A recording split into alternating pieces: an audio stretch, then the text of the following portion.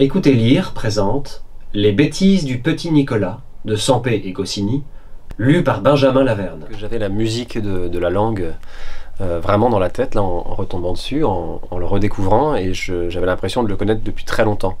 Donc j'ai sûrement grandi avec lui. Je ne sais pas si c'est moi qui ai lu ou si on me l'a lu.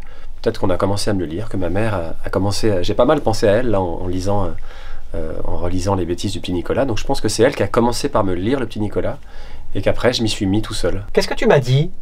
M'a dit maman. Moi, j'étais drôlement fâché. Je sais pas si c'est fait exprès, mais qu'on s'identifie quand même pas mal au narrateur, au petit Nicolas, qui paraît être celui, pas forcément le plus lisse, certainement pas, mais peut-être le plus normal, je sais pas.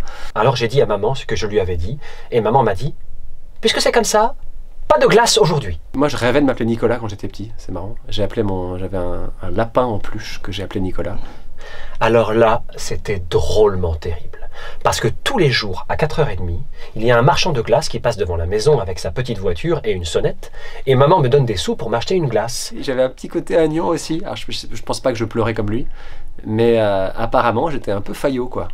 Alors moi, je suis sorti de la maison, je me suis assis dans le jardin, et je me disais que j'en avais pas envie de leur sale glace, qu'elles me faisaient rigoler leur glace. C'est hyper intemporel, en effet, ça traverse les années, et ce qui fait que ça a toujours autant de succès, je pense, c'est sûr. Qu'est-ce qui se passe ici?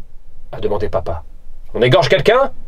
Il se passe, a dit maman, que ton fils a été très méchant et désobéissant avec moi, et que je l'ai puni. J'étais heureux de retourner dans cette ambiance-là. C'est très agréable à lire, en tout cas.